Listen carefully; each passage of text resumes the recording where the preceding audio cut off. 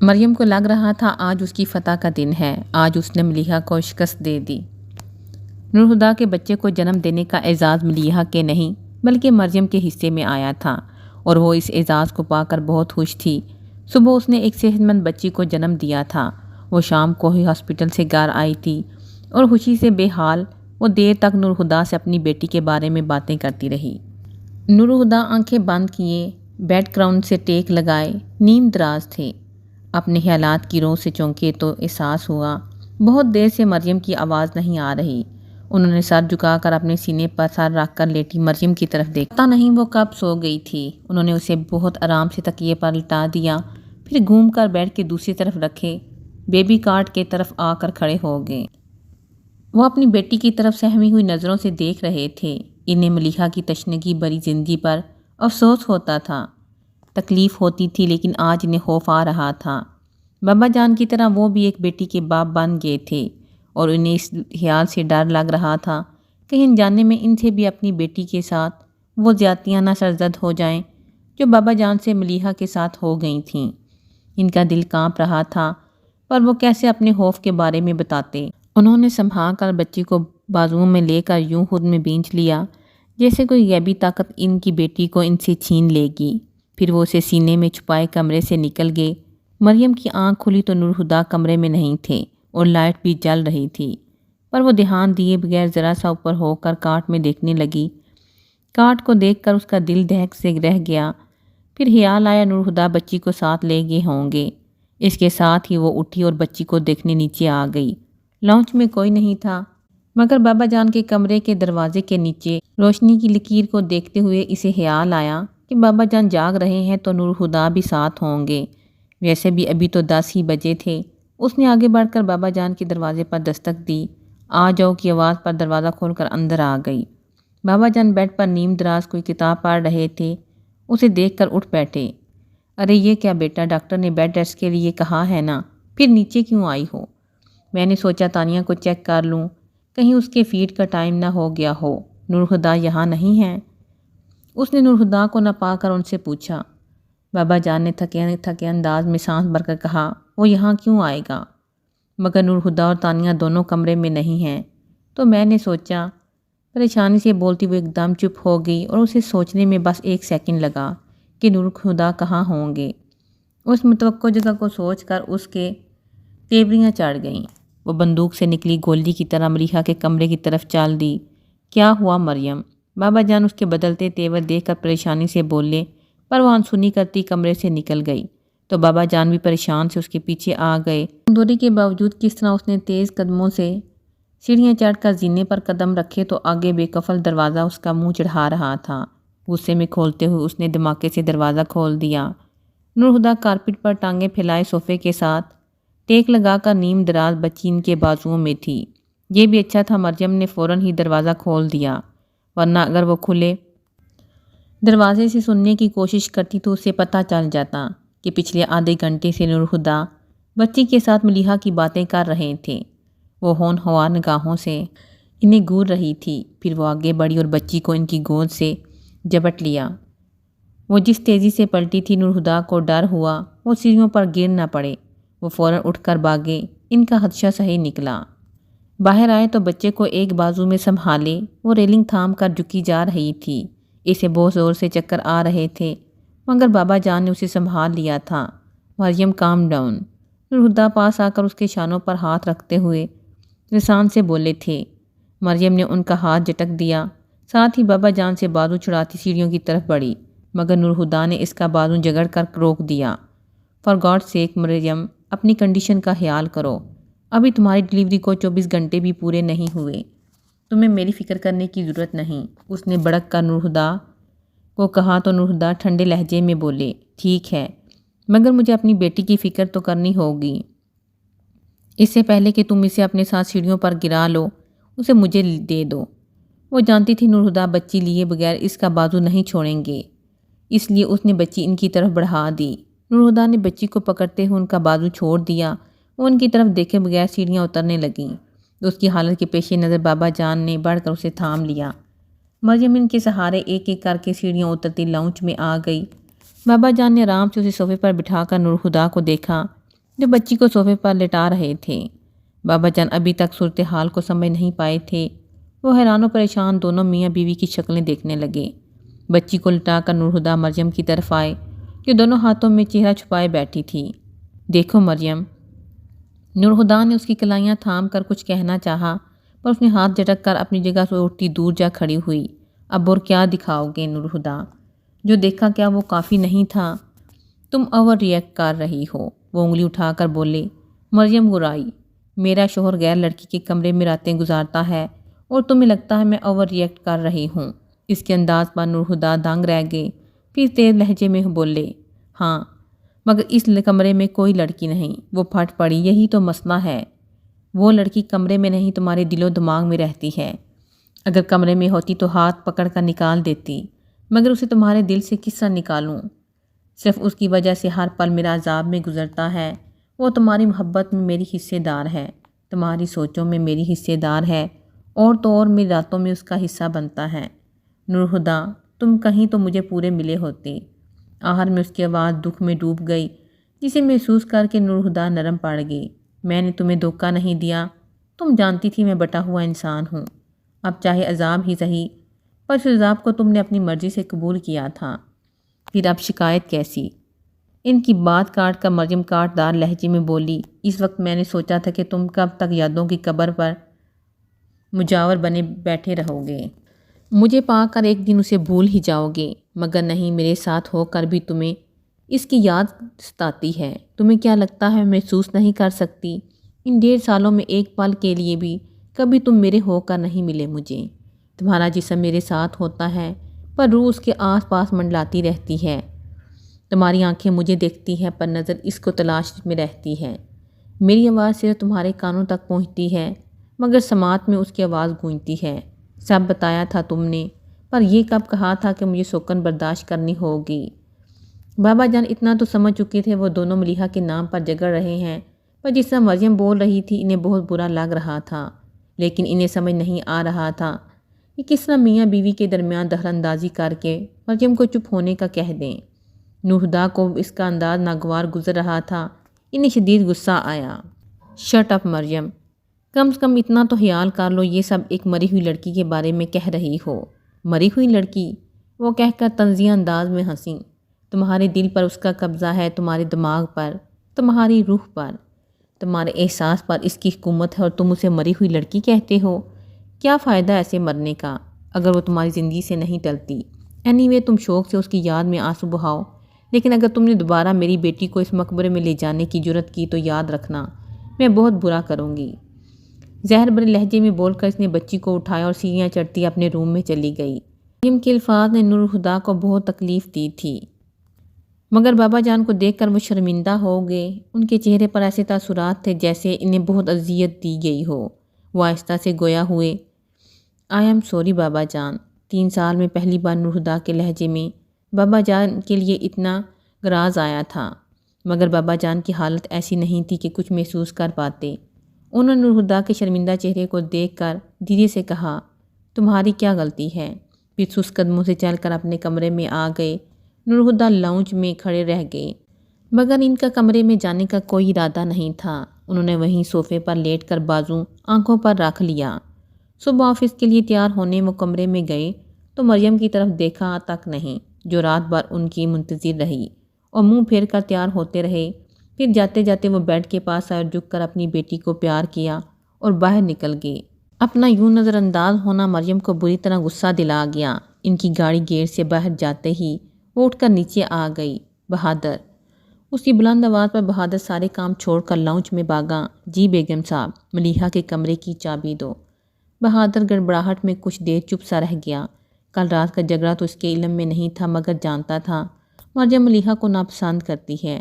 پھر اس کے تیور بھی ایسے تھے کہ وہ مشکوک ہو گیا۔ میرے پاس تو نہیں، صاحب کے پاس ہوتی ہے، آپ ان سے مانگ لیں، وہ سوچ کر بول رہا تھا۔ اف، کیا کوئی ڈپلیکیٹ چابی تو ہوگی؟ ضرور ہوگی بیگم صاحب، پر ہمیں نہیں معلوم۔ اس بار وہ پر اعتماد تھا۔ مریم کو یقین کرنا پڑا۔ اس نے سوچا تھا ملیحہ کے کمرے کو تہس نہس کر دے گی، مگر چابیاں نہ پا کر اس پر جھنجھلاہٹ سوار ہو گئی۔ سامنے دیوار پر لگی تصویروں پر نظر پڑی تو وہ جنونی انداز میں آگے بڑھی۔ پھر ہر اس فریم کو اتار کر پھینکنے لگی جس میں ملیحہ نظر آ رہی تھی۔ یہ آپ کیا کر رہی ہیں بیگم صاحب؟ بہادر گھبرا کر بولا۔ پل بھر کو ہاتھ روک کر اس نے پلٹ کر دیکھا، پھر گراہٹ بھری آواز میں بولی، ملیحہ کا نام اس گھر کی دیواروں سے کھرچ کر مٹا رہی ہوں، اور ہاتھ میں پکڑا فریم دیوار پر دے مارا۔ گھر کے سب نوکر جمع ہو گئے پر کسی میں ہمت نہیں تھی مریم کو روکنے کی۔ وہ سب سٹپٹائے ہوئے کھڑے تھے اور بہادر کی آنکھوں میں آنسو تیرنے لگے۔ توڑ پھوڑ کی آوازوں پر بابا جان کمرے سے نکل آئے تھے، پھر مریم کو تصویریں اتار کر پھینکتے دیکھ کر وہ انہیں الجھن بھرے انداز میں بولے، یہ تم کیا کر رہی ہو مریم؟ ان کا پیر کسی چیز سے ٹکرایا تھا۔ قدم پیچھے کر کے انہوں نے دیکھا وہ ملیحہ کے بچپن کی تصویر تھی جس کا شیشہ اب ٹوٹ چکا تھا۔ جھک کر تصویر اٹھاتے ہوئے نے پیار سے اس پر ہاتھ پھیرا، پھر باقی تصویروں پر نظر ڈالی۔ بابا جان کی رگیں تان گئی۔ انہوں نے سرد نظروں سے مریم کو دیکھا جو خوفزدہ نگاہوں سے انہیں دیکھ رہی تھی، پھر پتریلے لہجے میں بولے، اگر تم نے دوبارہ میری بیٹی کی تحقیر کی جرت کی تو وہ تمہارا کیسے فاروقی میں آخری دن ہوگا۔ بہادر کو اس پل ان میں پرانے اصغر فاروقی کی جھلک نظر آ گئی۔ مریم کے ہاتھ پہلے انہیں دیکھ کر رک چکے تھے، اب ان کی وارننگ سن کر اس نے وہاں سے چلے جانا ہی بہتر سمجھا۔ اس کے جانے کے بعد وہ بہادر سے بولے، ان تصویروں کو لے جا کر ان کی حالت ٹھیک کرواؤ، پھر انہیں ملیحہ کے کمرے میں رکھ دینا، بلکہ میرے روم کے علاوہ جہاں جہاں بھی ملیحہ کی تصویریں لگی ہیں انہیں اتار کر ملیحہ کے کمرے میں رکھ دو۔ جی کرنل صاحب، اس نے ان کے ہاتھ سے ٹوٹا ہوا فریم پکڑ کر کہا تھا۔ نور الہدیٰ ہر روز کے مقابلے میں آج جلدی گھر آ گئے تھے، حالانہ آج تو ان کا آفس جانے کا ارادہ ہی نہیں تھا، تو سوچا پورا دن مریم و تانیہ کے ساتھ گزاریں گے، پر رات کے ہنگامے کے بعد ان کا مریم سے بات کرنے کو بھی دل نہیں چاہ رہا تھا، اس لیے انہیں بہتر لگا کہ آفس چلے جائیں۔ لاؤنج میں قدم رکھتے ہی انہیں کسی تبدیلی کا احساس ہوا، پر انہوں نے دھیان نہیں دیا اور کمرے میں چلے گئے۔ مریم چادر لیے بیڈ پر لیٹی تھی، انہیں دیکھ کر بھی نہیں اٹھی۔ نور الہدیٰ نے بھی اسے نظر انداز کر دیا۔ تانیہ کو پیار کرنے کے بعد فریش ہوئے لاؤنج میں آ بیٹھے جہاں بابا جان پہلے سے موجود اخبار پڑھ رہے تھے۔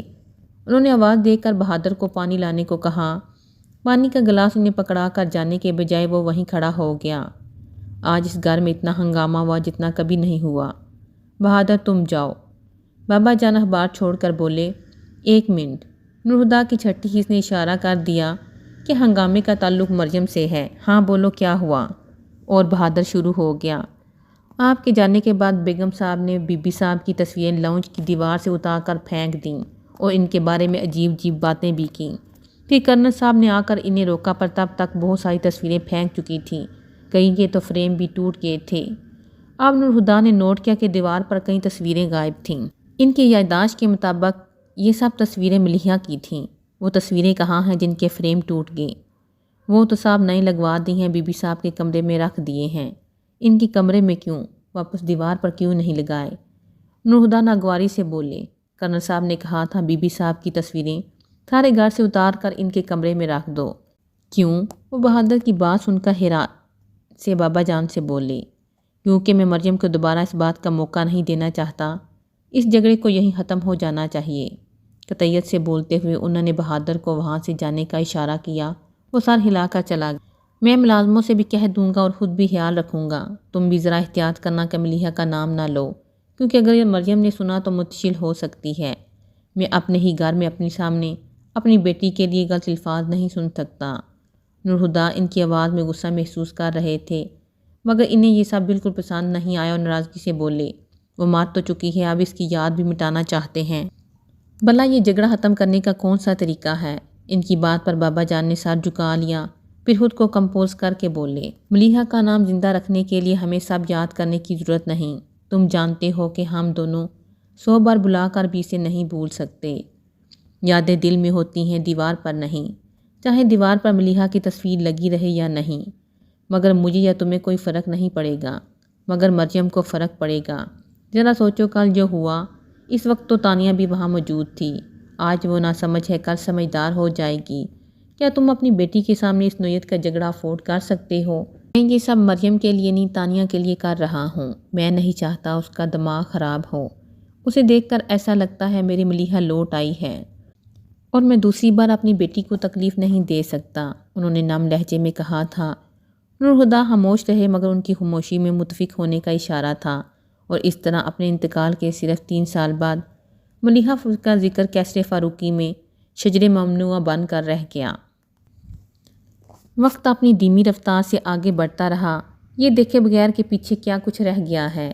ان گزرتے سالوں میں عبداللہ گاؤں والوں کے لیے ہر دل عزیز ہو گیا تھا، حالانکہ گاؤں والوں کو اب بھی اس کا مجذوب کی سی حالت اور گاؤں میں آنا یاد تھا، مگر اس کی یاد میں تعظیم تھی۔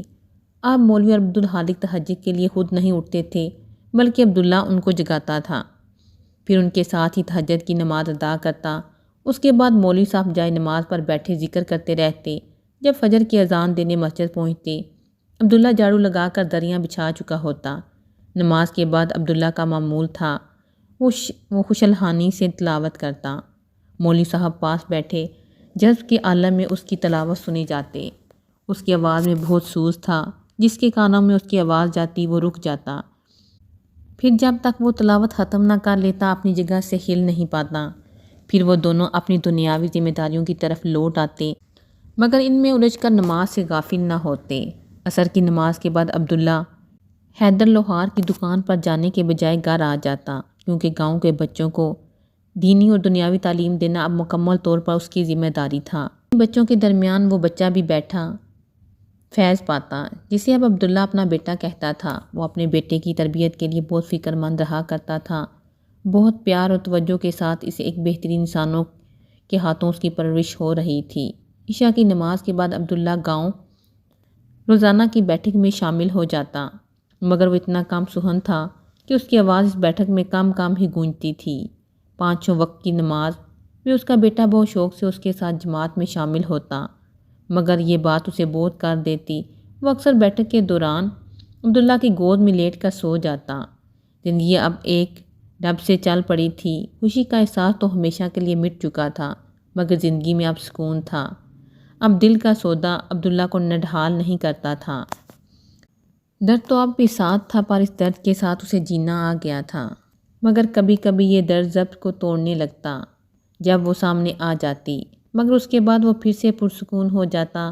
وقت کے سیدھے رستے پر زندگی کی ہموار رفتار کو دیکھ کر عبداللہ کو یقین ہونے لگا تھا کہ اب کوئی موڑ نہیں آئے گا، لیکن جب ہمیں لگتا کہ زندگی میں کوئی موڑ نہیں آئے گا تو اگلے ہی قدم پر ایک موڑ ہمارا انتظار کر رہا ہوتا ہے۔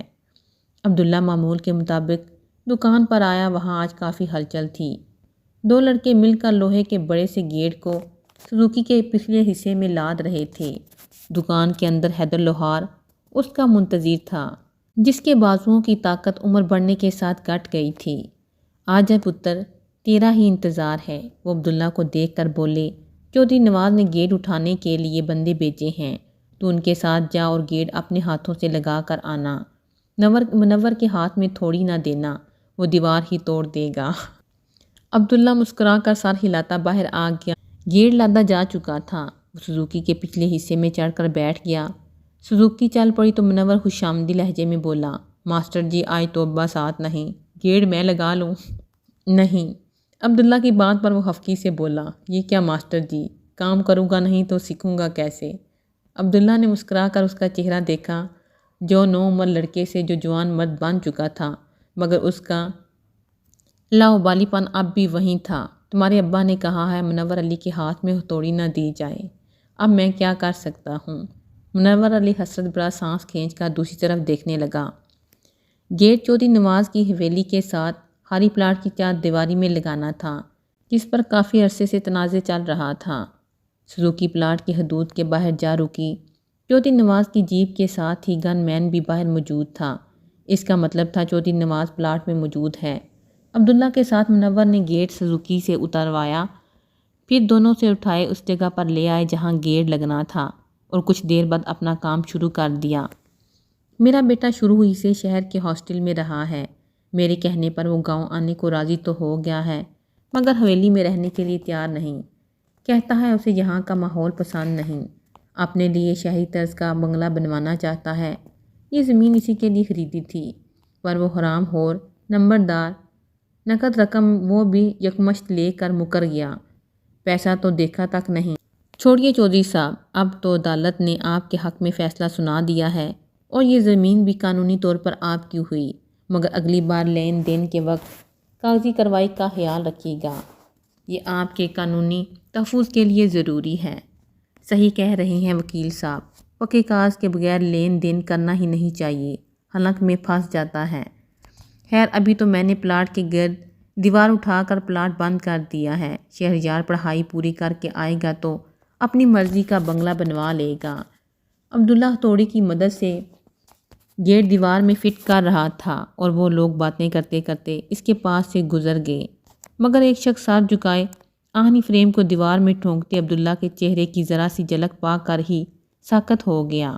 وہ حیرت سے آنکھیں پھیلائے عبداللہ کو گور رہا تھا، اس کے چہرے پر بے یقینی کی کیفیت تھی۔ اس نے سرسراتی آواز میں ایک نام پکارا، وجدان۔ عبداللہ کا ہتھوڑی والا ہاتھ اٹھا رہ گیا، اسے یہ نام جانا پہچانا سا لگا۔ سوچتے ہوئے اس نے ہاتھ نیچے کیا اور سر اٹھا کر پکارنے والے کی طرف دیکھا۔ عبداللہ کا چہرہ اب اس کے سامنے تھا۔ بے یقینی سے ان کی آنکھوں میں نمی آ گئی۔ بڑے جذباتی انداز میں اس نے بڑھ کر عبداللہ کا ہاتھ تھامتے ہوئے اپنے مقابل کھڑا کیا اور اسے لپٹ گیا۔ عبداللہ بت کی طرح اس کے حلقے میں کھڑا تھا، نہ اس نے اس شخص کو خود سے الگ کرنے کی کوشش کی اور نہ اس کے گرد اپنے بازو پھیلائے۔ کہاں کہاں تمہیں نہیں ڈھونڈا، تم یہاں چھپے بیٹھے ہو، وہ عبداللہ کے گلے لگا کہہ رہا تھا۔ پھر لگ ہو کر اس کا چہرہ دکھنے لگا، پتہ ہے کتنا پریشان کیا تم نے، اور تم یہاں آرام سے بیٹھے ہو۔ عبداللہ ٹکٹکی باندھے اسے دیکھ رہا تھا، جو اس کا چہرہ ہاتھوں میں لیے شکایت کر رہا تھا۔ اب اسے بھی عبداللہ کی بیگانگی کا احساس ہوا۔ اس کے چہرے پر سے ہاتھ اٹھاتے ہوئے اس نے گہری نظروں سے عبداللہ کی طرف دیکھا۔ پاس کھڑا منور علی حیرت سے باری باری ان دونوں لوگوں کو دیکھ رہا تھا، جو آنکھوں میں آنکھیں ڈالے آمنے سامنے کھڑے ایک دوسرے کو بہت غور سے دیکھ رہے تھے۔ پھر وہ شخص ایک دم سے حیران نظر آنے لگا۔ وجدان، تم نے مجھے پہچانا نہیں؟ میں آفاق ہوں، تمہارا دوست۔ منور علی کو دوست سے دوست کا اپنا تعارف کرانا عجیب لگا۔ آفاق؟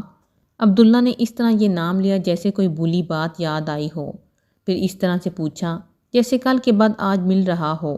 ایک قدم پیچھے ہو کر اسے سر سے پیر تک دیکھتے ہوئے آفاق کی آنکھوں میں الجھن تیرنے لگی۔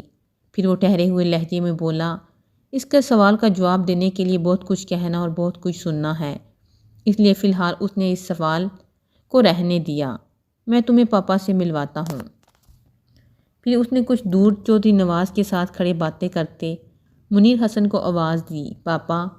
انہوں نے آفاق کی طرف دیکھا، وہ عبداللہ کی پشت پر تھے، اس لیے اسے دیکھ نہ پائے، مگر ان کے پوچھنے سے پہلے ہی انہوں نے دھیرے سے عبداللہ کے شانوں پر ہاتھ رکھ کر ان کی طرف گھما دیا۔ انہیں وجدان کو پہچاننے میں بس ایک پل لگا تھا، وہ اگلے پل ہی وہ شاکڈ رہ گئے۔ وہ تیزی سے آگے آئے اور وجدان کو گلے لگا لیا، مگر فوراً ہی الگ ہو کر اس طرح اسے دیکھنے لگے جیسے یقین نہ آیا ہو۔ انہوں نے وجدان کو گلے لگایا، آپ ماسٹر عبداللہ کو جانتے ہیں؟ چودھری نواز نے جذباتی انداز میں عبداللہ کے چہرے کو ہاتھ سے چھوتے دے کر پوچھا۔ ان کی آواز میں استفار کے بجائے حیرت تھی۔ منیر حسن بولے، نہیں، مگر میں وجدان مصطفیٰ کو جانتا ہوں، اور یہ ہے وجدان۔ انہوں نے وجدان کے شانے پر بازو پھیلاتے ہوئے چودھری نواز سے کہا، جو منور علی کی طرح حیرت کو نہ چھپا پائے تھے، آپ کو غلط فہمی ہوئی ہے، یہ ماسٹر عبداللہ ہے، مولوی عبدالخالق کا ہوں۔ یوں پر سوچ انداز میں بات ادھوری چھوڑ کر چپ ہو گئے جیسے سوچ رہے ہوں۔ مولوی عبدالخالق سے عبداللہ کا کیا رشتہ بتائیں؟ آفاق نے کہا، ہمیں غلط فہمی نہیں ہوئی چودھری صاحب، مگر لگتا ہے آپ طویل مدت سے کسی غلط فہمی کا شکار ہیں۔ جسے آپ ماسٹر عبداللہ کہہ رہے ہیں وہ میرا دوست وجدان مصطفیٰ ہے۔ ہم دونوں لاء کالج میں ساتھ پڑھتے تھے، کافی سال پہلے یہ لاپتہ ہو گیا تھا۔ صاحب نے اسے بہت تلاش کیا مگر یہ ملا ہی نہیں، یہاں تک اس کی تلاش روک دی گئی۔ منیر حسن بولے، میں آپ کا بہت شکر گزار ہوں چودھری صاحب، جو آپ نے خاص طور پر مجھے کراچی سے بلوا لیا، ورنہ ہمیں کیسے پتہ چلتا کہ 10 سال سے جسے ڈھونڈ رہے ہیں وہ آپ کے گاؤں میں ہے۔ وجدان کے بارے میں بات کر رہے تھے، مگر وجدان ایسے کھڑا تھا جیسے اس معاملے سے کوئی تعلق ہی نہ ہو، وہ تو کسی کی طرف دیکھ نہیں رہا تھا۔ لیکن جب منیر حسن نے 10 سال کا ذکر کیا تو چونک گیا۔ 10 سال؟ اس نے آہستہ سے دہرایا، پھر افسوس بھرے لہجے میں کہا، اب بھی صرف 10 سال گزرے ہیں؟ حسن اسے دیکھ کر بولے، صرف 10 سال نہیں کہو وجدان، 10 سال کہو۔ وہ 10 سال پر زور دے کر بولے۔ آفاق باتیں کرنے کو بے تاب ہو رہا تھا، فوراً منیر حسن سے بولا، پاپا باقی باتیں وجدان کے گھر چل کر کریں گے، چلو وجدان۔ آخر میں وجدان سے بولا، میں پہلے گیٹ لگا لوں پھر چلتے ہیں۔ اپنا نام سن کر وجدان نے نارمل انداز میں کہا۔ اس کا نارمل انداز ہونا ہی تو آفاق کو چونکا رہا تھا۔ پھر اس نے شکر ادا کیا، کم سے کم وہ اپنے نام کو تو قبول کر رہا ہے۔ اب منیر حسن اس کے نپے تلے انداز کو نوٹ کر رہے تھے۔ معذرت چاہتا ہوں چودھری صاحب، مگر اب وجدان کے پاس سے اٹھنے کو دل نہیں چاہے گا۔ بہرحال آپ کا بہت شکریہ، آخر ہمیں بلایا تو آپ نے ہی تھا۔ کیوں شرمندہ کرتے ہیں وکیل صاحب؟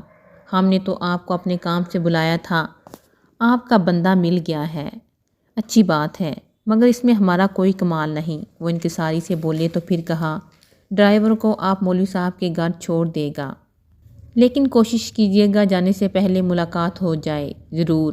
ان سے کہہ کر وہ وجدان کی طرف مڑے۔ چلو وجدان، تمہارے گھر چلتے ہیں۔ اس سے پہلے کہ وہ گیٹ لگانے کی بات کرتا، منور علی جلدی سے بولا، آپ جائیں ماسٹر جی، کام ہو جائے گا۔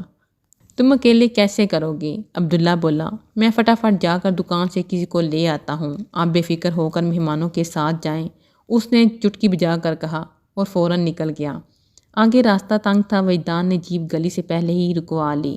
چودھری کی جیپ سے ماسٹر عبداللہ کو اترتے دیکھ کر گاؤں کے لوگ حیران رہ گئے۔ مزید حیرت تب ہوئی جب اس کے ساتھ اپنی وضع قطع سے شہری نظر آنے والے مہمان مولوی صاحب کے گھر میں داخل ہوئے۔ مولانی جی صحن میں چرپائی پر بیٹھیں دوپہر کے کھانے کے لیے سبزی کاٹ رہی تھیں۔ وجدان کو گھر میں آتے دیکھ کر حیرت سے بولی، بڑی چھیتی آ گیا عبداللہ، طبیعت تو ٹھیک ہے؟ جی، اس نے مختصر جواب دیا، مگر تب تک مولانی جی کی نظر اس کے پیچھے داخل ہوتے سوٹڈ بوٹڈ مردوں پر پڑ گئی تھی۔ انہیں فوراً اندازہ ہو گیا کہ یہی دونوں عبداللہ کے گھر جلدی آنے کی وجہ ہیں۔ عبداللہ ان کا تعارف کرائے بغیر ہینڈ پمپ پر جا کر منہ ہاتھ دھونے لگا۔ مولانی جی نے اس سے پوچھنے کا قصد کیا، مگر فوراً ہی ارادہ بدل بھی لیا۔ اس کے ہوں ہاں میں بات کرنے کی عادت کی وجہ سے جتنی دیر میں اس کی زبان سے یہ بات نکلتی اگلے والا سوال کر کے تنگ آ جاتا، اس لیے وہ براہ راست ان دونوں سے بولی، آپ لوگ کون ہیں؟ منیر حسن نے جواب دینے کے بجائے سوال کیا، مولوی عبدالخالق سے ملاقات ہو سکتی ہے؟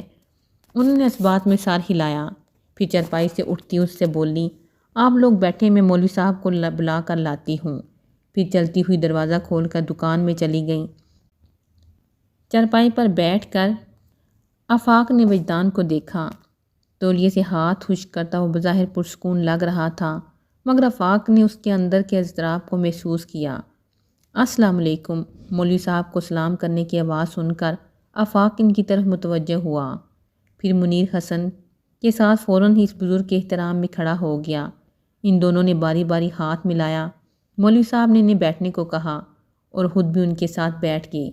آپ حضرات اپنا تعارف کروا دیجئے۔ وہ دونوں سوچ ہی رہے تھے کہ کہاں سے بات شروع کریں۔ مولوی صاحب نے ان کی مشکل آسان کر دی۔ آفاق نے منیر حسن کی طرف دیکھا، پھر مولوی عبدالخالق کو دیکھ کر بولا، یہ میرے والد ہیں ایڈوکیٹ منیر حسن، اور میرا نام آفاق ہے، میں وجدان کا پرانا دوست ہوں۔ پھر ان کو پرسوچ انداز میں جاتا دیکھ کر فوراً بولا، میرا مطلب ہے عبداللہ کا۔ وہ رکا، پھر گویا ہوا، اصل میں مولوی صاحب بات یہ ہے جسے آپ عبداللہ کہتے ہیں، وہ دراصل وجدان مصطفیٰ ہے۔ مولوی صاحب نے کبھی سوچا نہیں تھا کہ ایک دن کوئی عبداللہ سے شناسائی کا دعویٰ کرتا ان کے گھر آئے گا۔ پہلے تو وہ حیران ہوئے، پھر خوش، اس کے بعد ان کا دل بیٹھنے لگا۔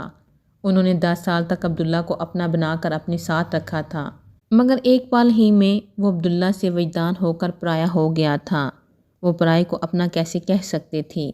رات گہری ہو چکی تھی۔ چنگ والی گلیوں میں اندھیرا اور خاموشی اپنا راج پاٹ سنبھالے ہوئے تھیں۔ گہری نیند نے گاؤں کے سب لوگوں کو دبوچ رکھا تھا۔ ہاں، مگر مولوی عبدالخالق کے گھر کی چوکھٹ پر رت جگہ پہرے دے رہا تھا۔ مولوی صاحب، مولانی جی، منیر حسن اور آفاق اندر کمرے میں زمین پر دری بچھائے بیٹھے تھے۔ درمیان میں لالٹین جل رہی تھی، جس کی زرد روشنی میں ان کے سائے دیوار پر تھرکتے ہوئے محسوس ہو رہے تھے۔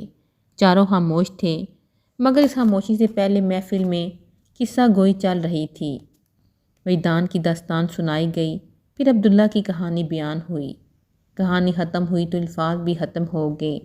وجدان کی زندگی کے 10 سالوں کا ضیاع آفاق کو تھکا رہا تھا۔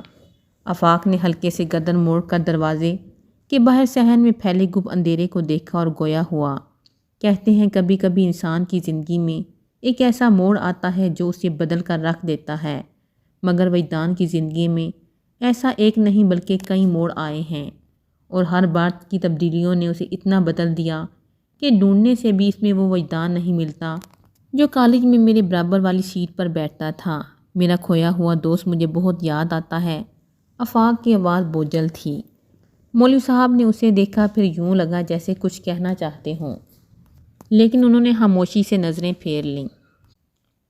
مولوی صاحب، آپ کا یہ احسان تعریف کے قابل ہے کہ آپ نے اتنے برسوں تک وجدان کو سہارا دیا، لیکن پھر بھی آپ سے ایک شکایت ہے۔ کیسی شکایت منیر حسن؟ وہ ان کی طرف دیکھ کر بولے، آپ کو وجدان کے ماں باپ کی حالت کا تو اندازہ ہوگا ہی۔ آپ کے پاس 10 سال کا وقت تھا، آپ نے کیوں وجدان سے اس کے گھر کے بارے میں سوال نہیں کیا؟ اس کی ذہنی حالت تو اس قابل ہی نہیں تھی کہ گھر لوٹ جاتا، لیکن آپ تو اس کے گھر والوں سے رابطہ کر سکتے تھے۔ یہ کوتاہی تو ہوئی ہے ہم سے، وہ سرد آنکھ کھینچ کر بولے۔ لیکن اس کی وجہ تھی، وجدان جب آیا تو اس کی ذہنی حالت آپ کے اندازے سے کئی گنا بدتر تھی۔ وہ حقیقتاً پاگل ہو چکا تھا۔ بھلا ایک پاگل شخص اپنے بارے میں کیا بتاتا؟ اکثر وہ زور زور سے چلانے لگتا اور نہ جانے کیا کیا بولتا۔ میں بہت غور سے سنتا کہ شاید کچھ اخذ کر سکوں، مگر اس کے بے ربط باتوں میں ملیحہ کے سوا ماضی کی کوئی یاد نہیں ملی۔ پھر کچھ دیر ٹھہرنے کے بعد پھر سے بولے، آج سے پہلے مجھے ملیحہ کا نام نہیں معلوم تھا، مگر بےخودی کے عالم میں وہ اکثر ملیحہ کا ذکر کرتا جاتا۔ دھیرے دھیرے میں اس کی باتوں سے بہت کچھ سمجھ گیا، یہ بھی کہ اسے ملیحہ کے سوا کچھ یاد نہیں، یہاں تک کہ وہ خود کو بھی بھول چکا ہے۔ اسی لیے دانستہ میں نے کبھی اس بارے میں اس سے بات نہیں کی۔ اپنے وجود کا بوجھ اٹھانے کے لیے اس کی طاقت کم پڑ گئی تھی۔ اس کے ذہن پر نیا بوجھ کیا ڈالتا؟ ڈر لگتا تھا کہ کہیں ساز کی تار کی طرح اس کے اعصاب آخری حد تک تنے ہوئے ہیں، کہیں ہاتھ لگانے سے ٹوٹ نہ جائیں۔ بڑے گلاس کو ٹھیس پہنچانا عقل مندی نہیں، پھر اب تو وہ خود میں سمٹ گیا ہے۔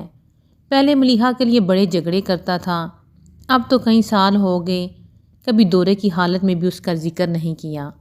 وجدان کو دورے پڑتے ہیں۔ آفاق کے کان کھڑے ہو گئے۔ مولوی صاحب نے اس کی طرف دیکھا جیسے سوچ رہے ہوں بتائیں یا نہ بتائیں، پھر سوچ کر بتانے لگے۔ وہ کہتا ہے اسے ملیحہ نظر آتی ہے۔ آفاق اور منیر حسن کو سانپ سونگھ گیا۔ انہوں نے بے اختیار ایک دوسرے کو دیکھا۔ اس کا مطلب ہے تمہارا شک صحیح ہے، وہ اب تک تباہ حال ہے۔ آفاق کی زبان خاموش ہو گئی تھی۔ وہ اٹھا اور باہر نکل گیا۔ اندھیرے میں سفید شلوار قمیض کی جھلک دیکھ کر آفاق پیپل کے درخت کے پاس آ گیا۔ فاصلہ کم ہوا اور چاند کی ہلکی سی روشنی میں وجدان کے چہرے کے نقوش بھی دکھنے لگے، لیکن آفاق کو بس اس کا چہرہ ہی وجدان کے جیسا لگا، باقی تو وہ اجنبی تھا۔ اسے دیکھتے ہوئے آفاق کو شدت سے 25 سال کا وجدان یاد آنے لگا، جو بے فکرہ سا نوجوان ہوا کرتا تھا۔ وہ سنجیدہ مگر خوش مزاج تھا، ہمہ وقت خود میں مگن رہنے والا۔ اس کی طبیعت کی سادگی سے لوگ بلا وجہ ہی اس کی طرف اٹریکٹ ہو جاتے، مگر اس کی ذات میں بہت گہرائی تھی۔ اس کے جذبات اندر ہی کہیں چھپے رہتے اور سطح پر کوئی ہلچل نہ ہوتی۔ وہ ہر وقت مطمئن سے انداز میں مسکراتا، لیکن اس وقت آفاق کے سامنے 35 سال کا ایسا مرد کھڑا تھا جو خود سے تعلق توڑ چکا ہے۔ اس کے اندر اضطراب کی لہریں اٹھا کرتی تھیں، لیکن اس نے چہرے پر سکون اوڑھ رکھا تھا، ایسا سکون جس میں جامد چپ تھی۔ اسے دیکھ کر ہر بار لگتا کہ وہ گہری سوچ میں ہے، لیکن آفاق کو پتہ تھا اب اس کے دماغ کو سوچنے کی عادت نہیں رہی، اور 10 سال سے زندگی کو اس طرح جی رہا ہے جیسے آخری پل بچے ہوں۔ آفاق اس کے بالکل سامنے کھڑا تھا، مگر اسے اندازہ نہیں ہو پا رہا تھا کہ وجدان کو اس کی موجودگی کا علم بھی ہے یا نہیں۔ وہ پلکیں چپکائے بغیر زمین کو دیکھ رہا تھا۔ تمہیں پتہ ہے تمہارے جانے کے بعد کیا ہوا تھا؟ وجدان کے وجود میں کوئی حرکت نہیں ہوئی۔ وہ یوں ہی خاموش رہا۔ جس طرح تمہیں ڈھونڈا ہے، سوئی تلاش کرتے تو شاید وہ بھی مل جاتی، لیکن تم نہیں ملے۔ ایک بار ایک مبہم سی خبر آئی تھی کہ تمہیں شہر سے باہر جانے والے رستے پر دیکھا گیا ہے، مگر میں نے وہ خبر تمہارے گھر والوں سے چھپا لی کیونکہ اس خبر میں تمہارے پاگل پان کی تصدیق تھی، لیکن میں نے اور ساجد نے تمہیں سندھ میں ہر جگہ تلاش کر لیا، پولیس کی مدد لی، اخباروں میں اشتہارات چھپوائے، یہاں تک کہ مزمل بھائی نے اپنی نوکری تک چھوڑ دی۔ 3 سال وہ تمہاری تلاش میں در در بھٹکے ہیں، وہ تو افغانستان کے بارڈر تک ہو آئے۔ پھر جیسے جیسے تمہارے ملنے کی امید کم ہوتی گئی، ان کی ہمت بھی جواب دے گئی۔ انکل تو پہلے ہی ان کے آسرے پر تھے، بالکل ہی ڈھہ گئے۔ آنٹی کو ہمیشہ یہ گلٹ پریشان کرتا رہا، تم ان سے ناراض ہو کر چلے گئے۔ میں کبھی انہیں ملیحہ کے انتقال کے بارے میں بتانے کی ہمت نہ کر سکا، ڈرتا تھا وہ سچ مچ نہ مر جائیں۔ پھر لمبی خاموشی کے بعد پوچھنے لگا، کیا ہم تمہیں کبھی یاد نہیں آئے؟ وحیدان نے آہستہ سے سر دائیں بائیں گھما کر انکار میں جواب دے دیا۔ کمال ہے، آفاق کو غصہ آ گیا، ہم نے وہاں اپنی زندگیاں حرام کر لیں اور تم یہاں عبداللہ بنے آرام سے جی رہے ہو۔ میں آرام سے نہیں ہوں آفاق کو اس کے چہرے کے تاثرات کا تو اندھیرے کی وجہ سے ٹھیک اندازہ نہیں ہوا، مگر یہ کہتے ہوئے اس کی آواز کا ٹھہراؤ آفاق کو سوئی کی طرح چبھا۔ بے اختیار ہی اسے گلے لگا کر تھپکتے ہوئے آفاق کہنے لگا، سب ٹھیک ہو جائے گا وحیدان، تم فکر مت کرو۔ آفاق کی آنکھیں پرنم تھیں۔